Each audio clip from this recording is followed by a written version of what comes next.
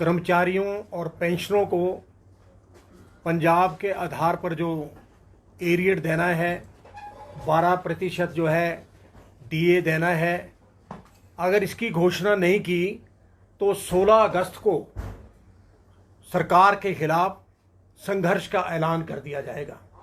क्योंकि अब सब्र का पैमाना भर गया, अब कोई इंतजार होने वाला नहीं है और ना कोई टुकड़ों में लेंगे।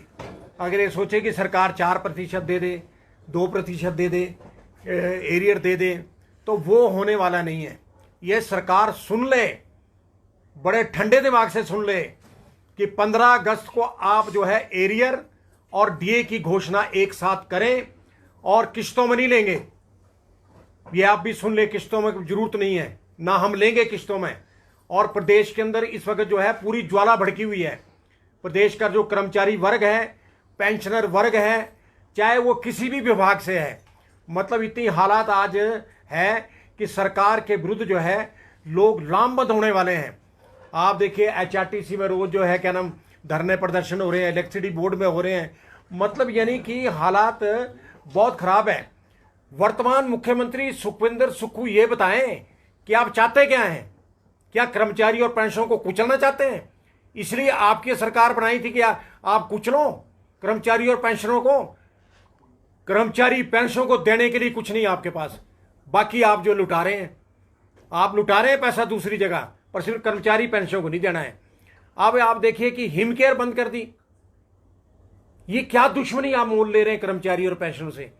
जो लोग अपना कर्मचारी पेंशनर प्राइवेट हॉस्पिटल में अपना इलाज कराते थे और वही बंद कर दिया आपने, और आप कहते स्टेट हॉस्पिटल में कराइए। अरे स्टेट हॉस्पिटल में तो डॉक्टर भी नहीं है, स्टेट हॉस्पिटल में स्टाफ भी नहीं है। स्टेट हॉस्पिटल में तो हालत ये है कि 6-6 महीने जो है एमआरआई के लिए लाने में लोग खड़े रहते हैं। आप मारना चाहते हैं हिमाचल की कर्मचारी और पेंशनरों को? क्या आप बता रहे हैं? आप ये लोग आपको शरेआम पकड़ेंगे। अब हालत वो हो गई है खराब, क्योंकि अब आप पैसे बाहर हो गए लोग, आप फैसले गलत ले रहे हैं। आप बताइए कि सरकारी हॉस्पिटल में इलाज करिए। सरकारी हॉस्पिटल में इलाज कहां से करें? 18 महीनों में तो आपने मेडिकल रिवर्समेंट का 1 पैसा नहीं दिया। तो बताइए, आप पैसा आपके पास है नहीं है, उधर से आप जो बंद कर रहे हैं। ये बंद क्यों की हिमकेयर? क्योंकि कर्मचारी और पेंशनों को आप कुचलना चाहते हैं। पर मैं आपको एक बात बताना चाहता हूं, पिछला इतिहास देखो, जिस भी सरकार ने अगर कर्मचारी और पेंशनों को कुचलने का प्रयास किया, बिछा दिया सड़क पे, उतार दिया कुर्सी से।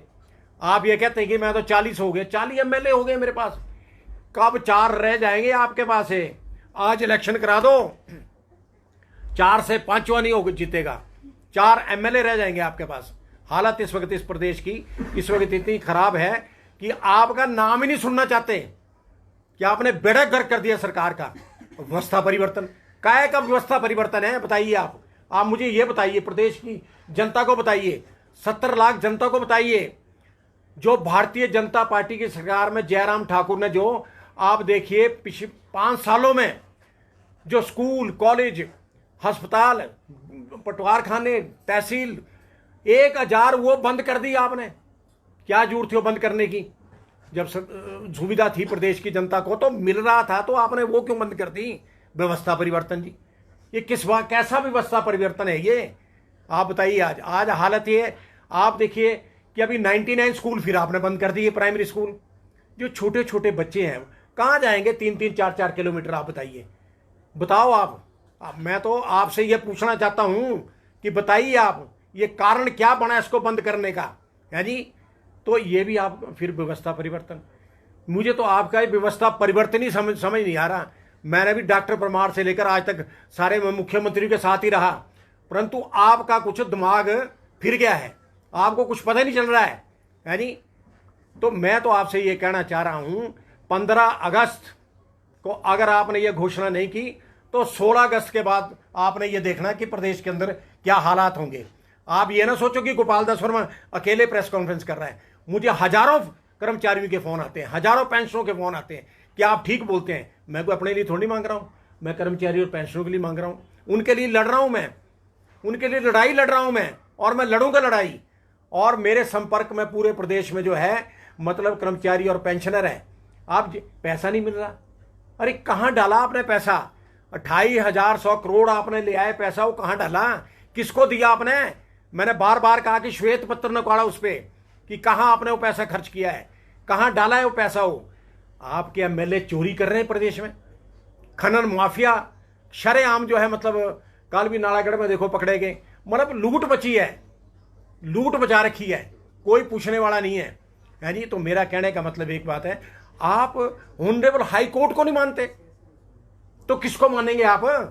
ऑनरेबल हाई कोर्ट ने आदेश किए कि पेंशनों को, जो कर्मचारियों को जिनका एरियर बनता है, जो इनका हिसाब किताब दे दो भाई।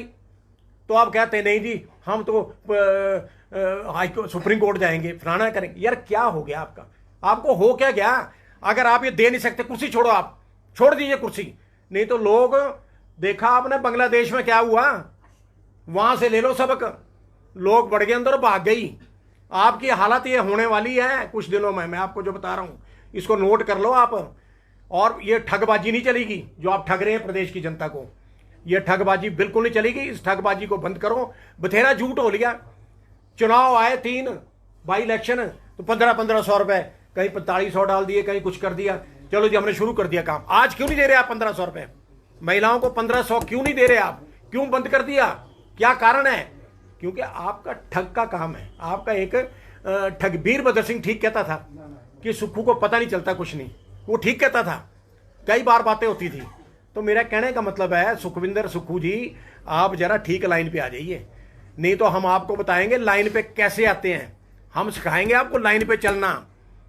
तो मेरा कहने का मतलब यह है कि हमारे को प्रदेश की जनता का पूर्ण समर्थन है, जनता का भी आ गया। अब तो महिलाएं मुझे मिलती कि आप ठीक बोलते हैं जी हमारे बारे में, तो मैंने कहा ठीक बोलना है, इतनी गारंटियां इन्होंने दी।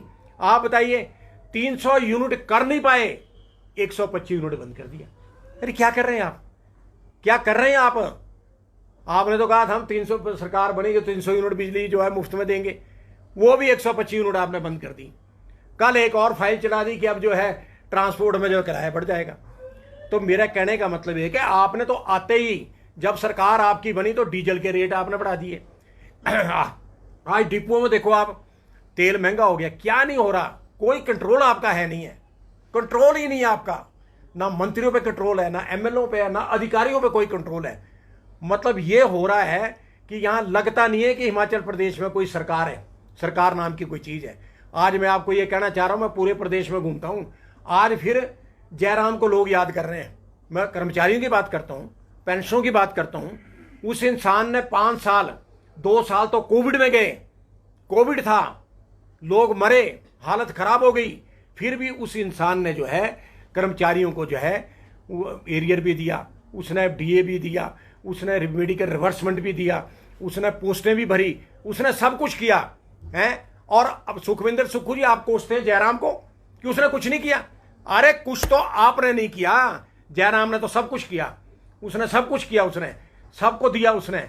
और मैं आप ये कह रहा हूं कि उसकी जो सारी स्कीमें आप बंद कर रहे हैं, आप तो वाई आपको तो लोग जूते मारेंगे बाहर। मैं आपको कह रहा हूं, आपको ये मैं कह रहा हूं, ये मैंने कह दिया आज कि 16 के बाद आपने हालात देखना आपने। मैं ऐसे नहीं हूं, मैं 70 साल हो गए मुझे, और हम मुख्यमंत्री के साथ ही रहे। और आप तो कर्मचारी नेताओं को किसी को बुलाते भी नहीं बातचीत के लिए, आप किसी को नहीं बुलाते, कोई बातचीत नहीं आप करते कि क्या समस्या है। वो जरूर अब ठीक है मुख्यमंत्री बन गया, अब क्या है, कुछ नहीं लेना देना, बीबी विधायक बन गई, अब क्या लेना देना है, बाकियों को क्या चक्कर है, उसकी भी पेंशन लग जाएगी। तो आपको कोई अब चिंता तो कोई है नहीं है, प्रदेश की कोई चिंता नहीं है आपको, आपको सिर्फ अपनी चिंता फंसी हुई है कि मैंने क्या करना है। और हम करके बताएंगे आपको इसी प्रदेश में करके बताएंगे। पूरे 15 तारीख के बाद देखने को क्या करेंगे? 15 हम 16 को अनाउंस करेंगे, यही संघर्ष करेंगे ना ऐलान। अब संघर्ष सर कई प्रकार के, सड़कों पर उतरेंगे नहीं वो तो अब ऐसा, लोग तो सड़कों पर उतर रहे हैं, लोग तो उतर रहे हैं सड़कों पर, ट्रांसपोर्ट के देखो लोग निकल रहे हैं, इलेक्ट्रिसिटी बोर्ड के निकल रहे हैं, दूसरे निकल रहे हैं।